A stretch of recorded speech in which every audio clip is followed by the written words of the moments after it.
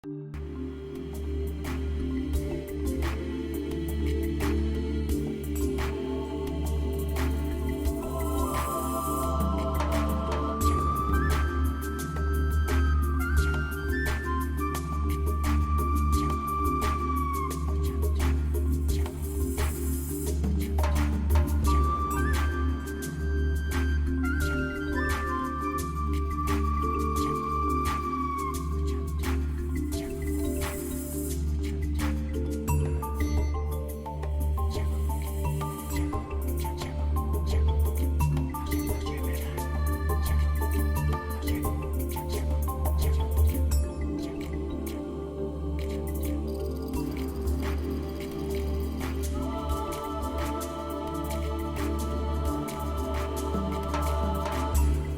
stuff that the newspapers tell you really doesn't begin to depict what difficulties these people go through when they come to this country, and it also doesn't depict the difficulties that they've had to leave behind, their family, their friends, their homes, and so they deserve somebody to give them a chance.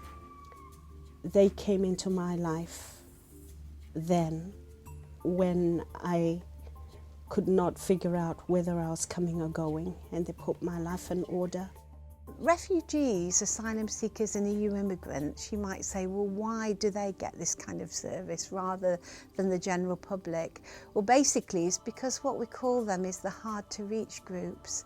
They don't necessarily know about the services in the city because they come here running away from some kind of horrible event that's happened in their country. The way the system works is very different, and you try to adapt, and you try to get used to people, and people try to get used to you, and there is really a struggle to try to get to the, you know, the happy medium, if you like, is something very difficult to attain. There's no such thing as a bogus one because they have to have a genuine reason for the government to allow them to become asylum seekers. First of all, when you first get into this country, you are faced with culture shock, and that is something you never get prepared for.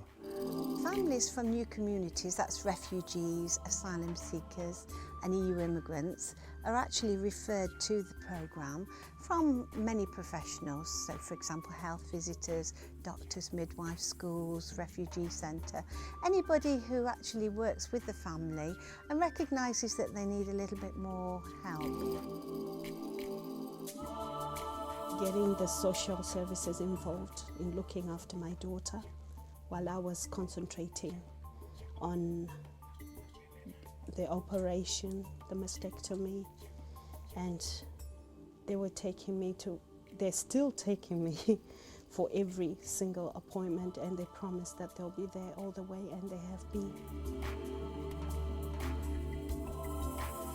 We have the home visiting befriending element, which is family support by volunteers.